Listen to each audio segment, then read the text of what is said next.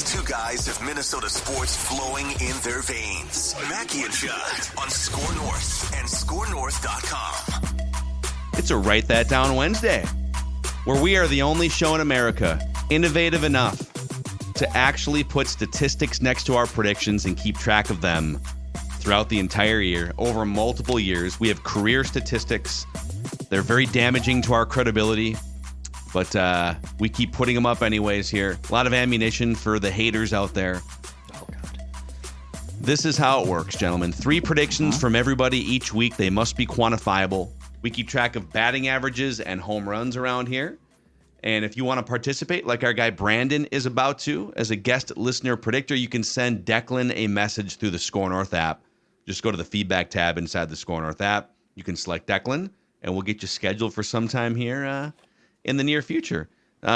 So last Wednesday, we were in the middle of a playoff series. Now we're in the middle of a playoff series. I don't know, if you guys remember what you predicted about the wild card round last week, but it's kind of weird. Like, should we do this before the series? I don't know. We have guests scheduled. Or kind of like we do it on Wednesdays. We kept it on Wednesday here, even though we're in the middle of a Twins series. I sabotaged myself. I willingly sabotaged myself in this. I hope people appreciate me for this. It was a sports suicide mission, basically. Like I said every other year at 19 and 20, I predicted the Twins would win. So I actually predicted losses, and I made it very clear. It's not because I didn't believe in the Twins nearly as much as I was trying to help. Yeah, Judd is the reverse jinx. Judd is you're like the reverse voodoo doll on the Twins. Sports dad is sports martyr. I martyred myself on Write That Down for the sake of the team. God, am I a giver? Sell the shirts. Sports martyr. So, well, let's get right into the accountability session so we can find out what Judd's talking about. We're at 96% on the Windows update here on the sound bar, so not going to have the buzzer for you. And boy, that buzzer sound would come in real handy for Judd. Yeah. Oh my God, this was a bloodbath, dude. Joe Rossi will be a head coach in college football now. Oh yeah. Yeah, stay away. Forgot to take that one off the board. Yep. When was that? Like over a year. Like, I don't know, like a year ago. Okay. I think it was toward the end of last year. Maybe they have like a good performance or something. But you said Joe Rossi will be a head coach in college football next season. I didn't have that on my bingo card anymore. I like how sometimes like the Rangers will make the playoffs. Sometimes you just make random predictions and then black out and yeah. But Joe Ross, I mean, that had to be.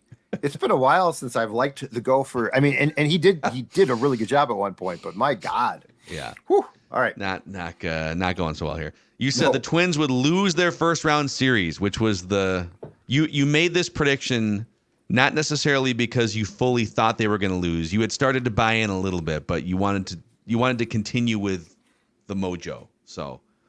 You said they'd lose their first round series. It was a reverse jinx, and Twins fans should thank you for this. You said the Twins will have at least one outfield assist in Game 2 of the wild card round. They did not. I went through the game log too. I don't think they did. No, they didn't. You're right. You said Royce Lewis will hit at least Royce Lewis, friend and fan of the show. Well, not friend yet because he has to come on the show before he's a fan. He has not graduated to friend. Yeah, he enjoys very important our biplay, our idiocy. Yeah. So you said he'd hit at least one home run in Game 2 of the wild card round. His home runs were in Game 1. You said Michigan won't cover the 19 against the Gophers. I think they covered it in the first 6 minutes of that game. Their backups could have covered it. Yeah. You said the Wild would trade Foligno before the season starts. Sign him to an extension. Or wait, was this supposed to come off the board last year? Or is this a typo? I was going to say, where? Might have been a typo. I think it's a typo. I think it's a Dex Tweets typo. Regardless, it's wrong. Either way, it's wrong. It's wrong. If it wasn't, you're finding incredible like throwback predictions. Teddy Bridgewater will throw for 100 yards. And Babe Ruth will not lead the Yankees in home runs in 1927. You said Marc-Andre Fleury would not be on the Wild's roster to open the season. The Flower. So those are all wrong. Ooh. Wrong.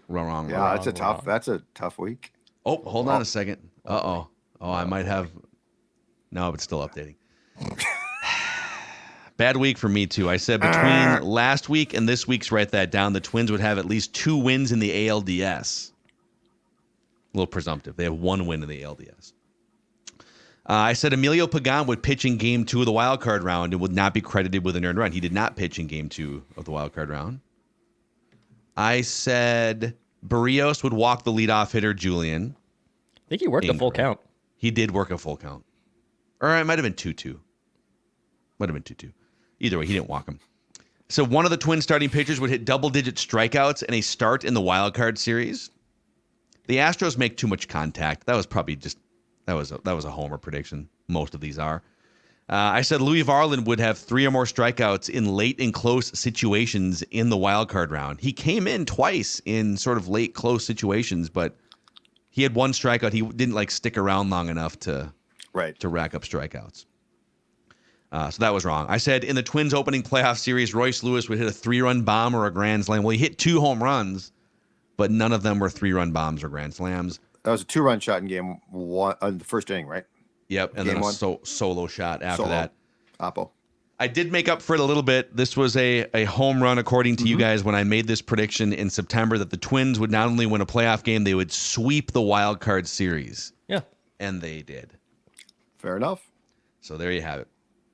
Okay, listeners, Nick said the ALCS would be played by the Rays and the Astros. Well, the Rays are cooked. The Astros will be cooked after Friday. Nick also said in game 1 or 2 of the Twins' first playoff series, a Twin starter would exit the game with a lead, and that lead would be given up by the bullpen. No faith from Nick. None. No faith.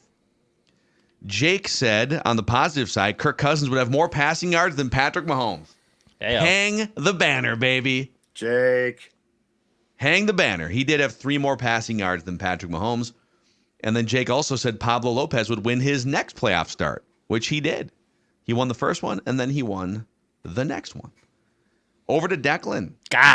This is an unbelievable week, by the way. This might be the most, percentage-wise, this might be the worst week we've ever had. I'm kicking myself because I had an opportunity to catch you after that horrible week, and I'm digging the hole with you. I'm deep in the ground here. Man. Yeah. And even more bad news for you. The Windows update just stopped. Sonny Gray will complete at least 6 innings of work in game 2.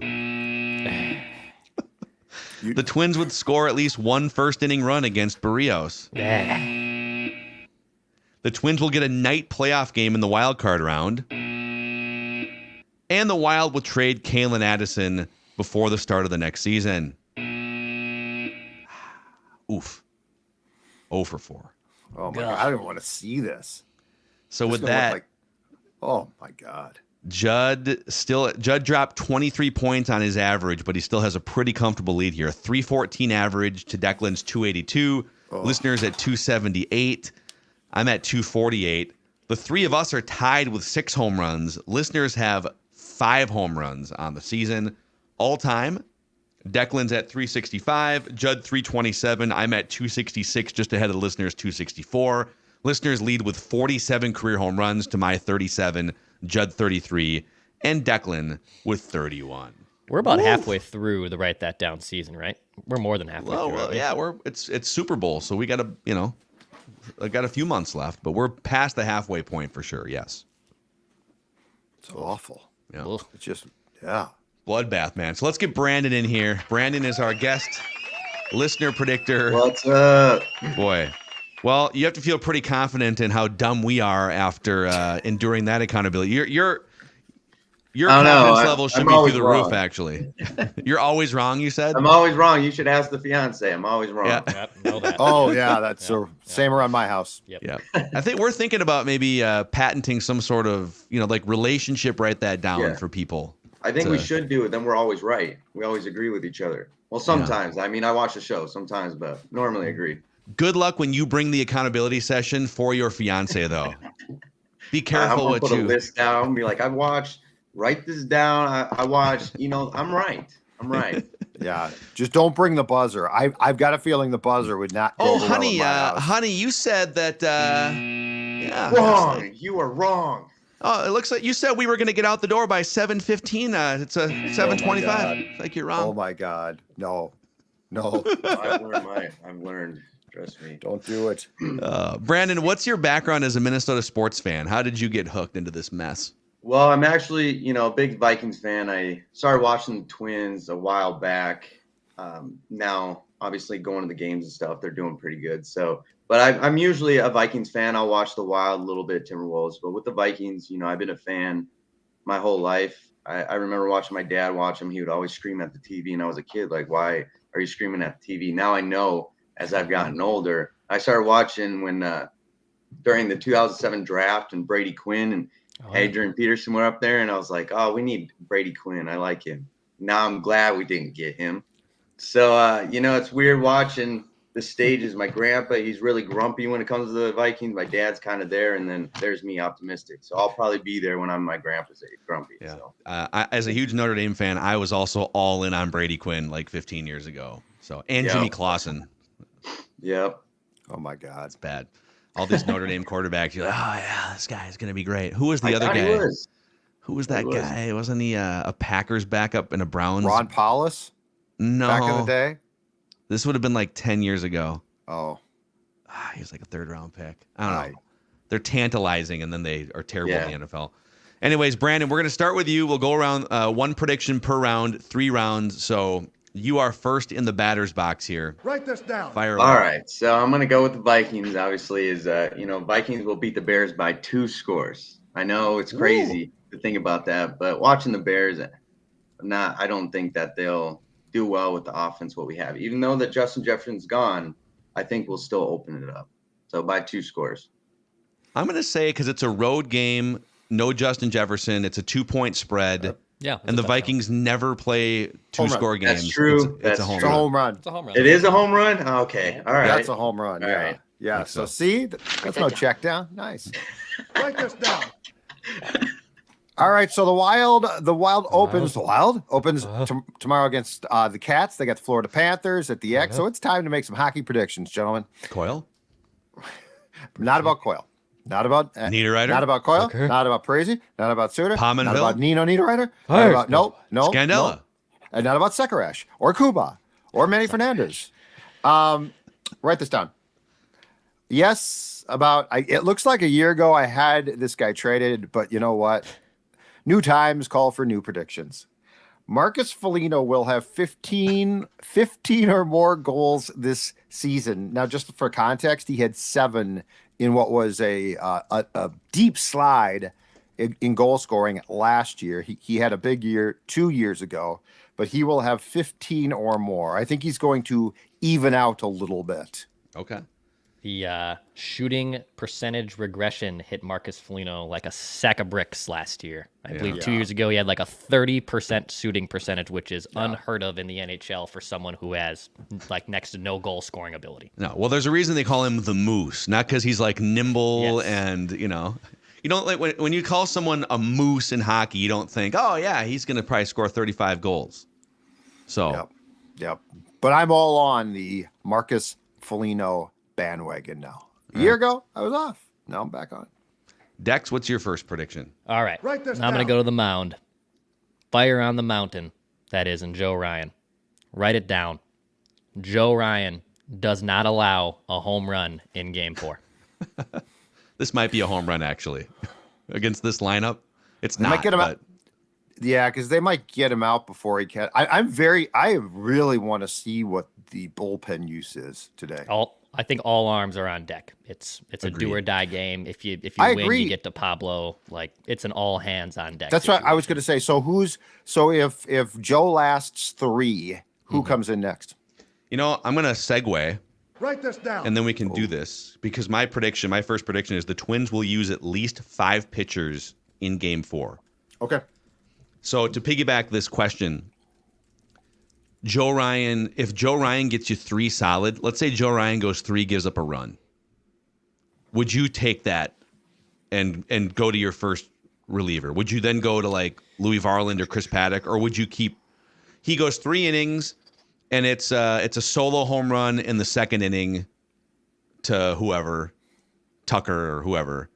And then he gets through a pretty clean. He walks the guy in the 3rd, but now he's gone through the lineup for sure one time, and now we're getting into like the 4, 5, 6 hitters again. I start stirring the pen, but I do not take him out to begin the fourth. They start stretching. Yeah, so out there. get doing up, their little get things a little where they loose, go get a like couple of this. guys Okay. that you have probably pegged as the first guys Yeah. out of the pen, which will be interesting to see. But unless he's really running into trouble, I'll let him get out there in the fourth. I think the Twins pull him. I want to see Varland in this game. Okay. Throw it back in my face if he gives up a 3-run bomb or something. I'd like to see Varland.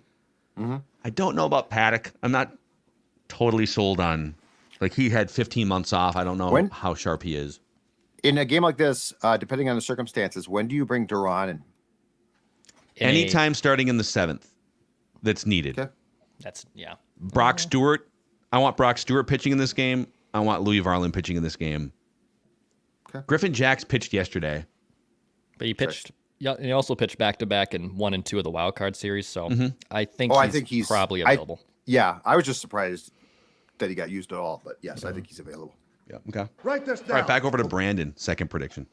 All right, so I don't know if this is going to be a home run, but the Minnesota Twins will get one or more home runs because they didn't have one last game. So I think they'll hit one or more this game. Okay. That would be game 4, home run. Off the record, who do you think might hit it? Oh man, I think Correa will get one. To be honest, I think he's like, oh, this is my other team. I got to show out, and you're at home. So I think so. Off the record. Okay. Off the record. Write this down. Okay. Judd? Also for game 4, Yordan Alvarez will walk at least twice for the Astros. I don't think they're going to give him anything to hit. I don't care what Baldelli said about. I thought we pitched him fine. If you let him beat you, you're an idiot. So like anybody else, okay, yeah. But this guy he has 6 hits and not one of them is a single. He has 2 doubles and 4 home runs. Rocco You've said they got to pitched him pitch. fine. Yeah, he said, I thought we did a good job of pitch. That Yes. is buffoonery. But you've got to pitch around him. You just have to. I don't think you need to say that you pitched him fine either. You know? just I It's agree okay with to that. say that, we probably could have not allowed. Well, not pitching to him is going to be there, unless he comes up, in a situation where you have to pitch to him or have to at least try to get him out. Not pitching to him is the answer. Yeah. Write this down. Declan. Don't let him beat you. All right, an offensive Twins prediction here. Write this down. The Twins hit a home run in the 7th inning or later in game 4. They will hit a 7. Now, I might only have 2 cracks at this, right? Maybe they're leading. And they only have to go in the 7th and 8th, and Durant closes the door in the top of the 9th. But I'm going to say we'll get a late home run from the Twins offense. So the Twins will hit a home run in the 7th inning or later. Right. And this is a home run prediction if this happens for sure. Yes. Yep. And it could also be like it's already 10-3, one way or the other. I could backdoor my way into it. Yeah, that's also true. Yeah. I like this one. Okay, I'm gonna hunt for a home run here too. I'm gonna give you a 3-item parlay. Write this down. Carlos Correa, RBI in game 4. Louis Varland with at least 1 strikeout in game 4. And Edward Julian scores at least 1 run. I'm going for a home run. 3-item parlays or home runs on this show, usually. So we're going Correa RBI, Varland strikeout, and a Julian run scored at some point in this game. Write it down. Write this down. All right, back to Brandon for your 3rd and final. All right, I think the Vikings will draft a QB in the 1st round. I think so. Off the record, I don't know. I don't know who it's going to be. If they keep losing, then it's either Caleb Williams or Drake May. I think so. But I think they'll draft a quarterback anyways. But, yeah. Okay. So first round. First round quarterback on the record.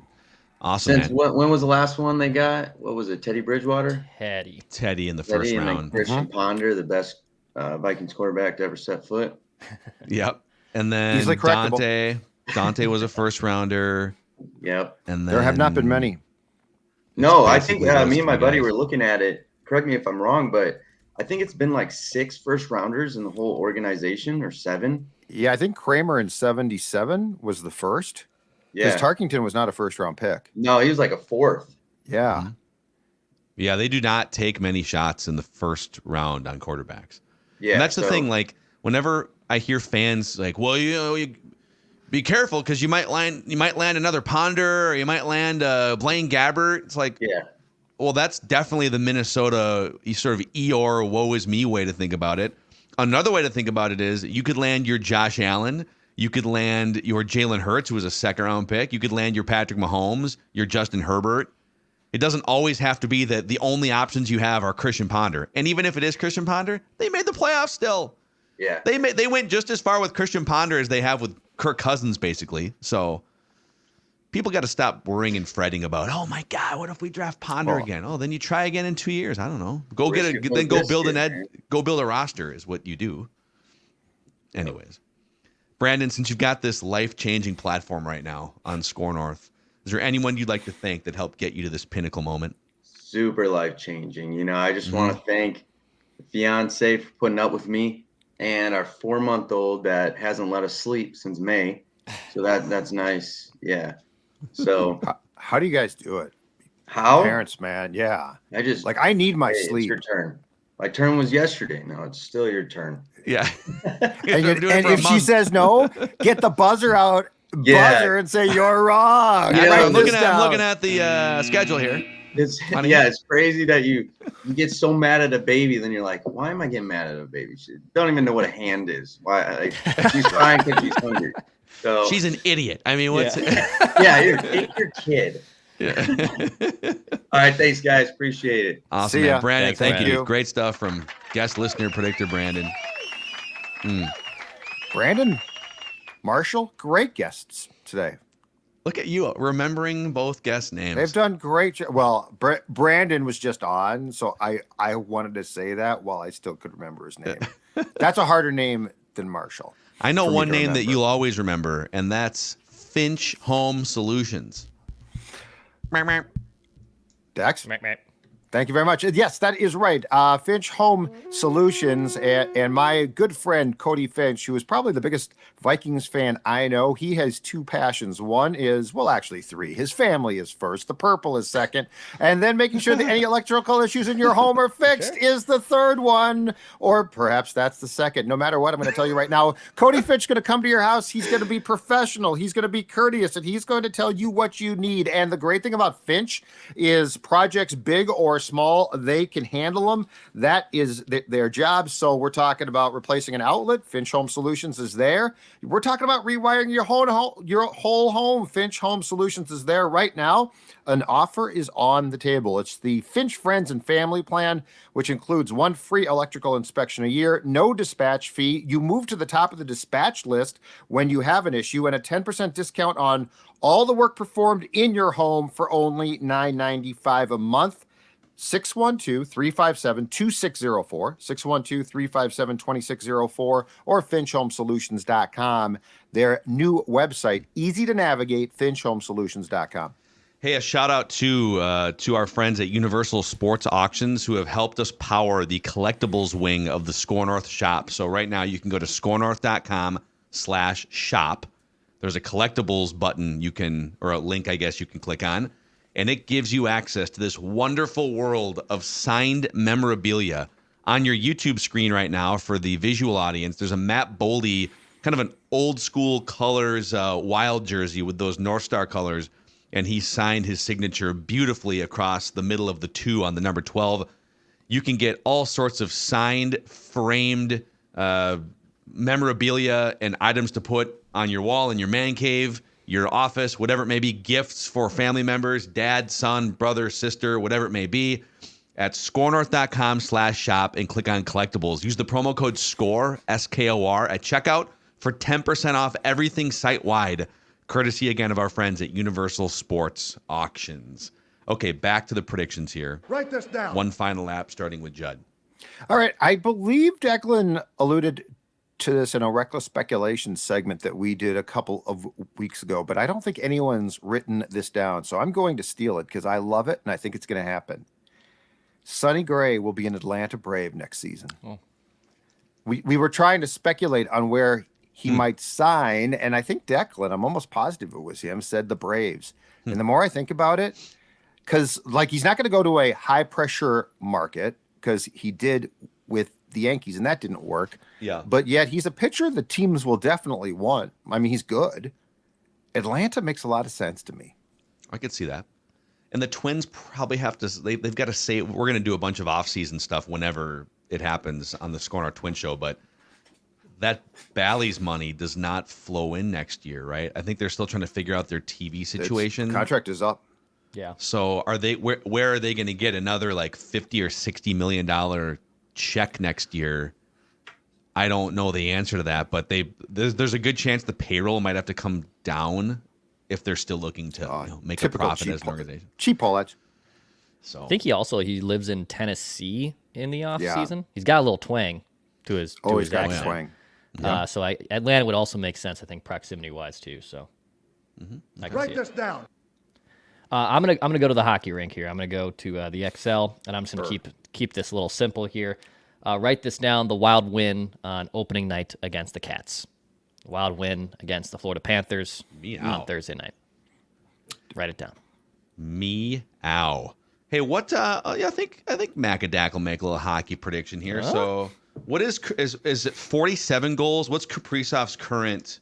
He's never gotten 50, right? No. He has not Is it gotten 40? Let's No, see. I think it was 47 or 48 a couple years ago. 47. the Yeah. hockey. 2 years ago. Yeah. I don't He's need hurt Judd's last year. Hockey Show's help figuring out that number. No, you don't. He hangs a 50 burger this season. Kirill Kaprizov. This is going to depend on him staying healthy for close to 80 games. He scored 40 in 67 games last year, so he wasn't really scoring at a 50 goal pace. He will put up 50 or more goals this upcoming season. I think this will be a home run because it's a big number. Yeah. It's How many players scored 50 last year? 5, I think. 5. I think it was 5. Upticked for like the first time in a very, very long time. But the Wild, Offense is but driving yes, up. if a Wild player gets to 50, that's definitely a home run. Yeah, offense is going up. Save percentage is going down. It's definitely a era of goal scoring that is definitely happening here. God.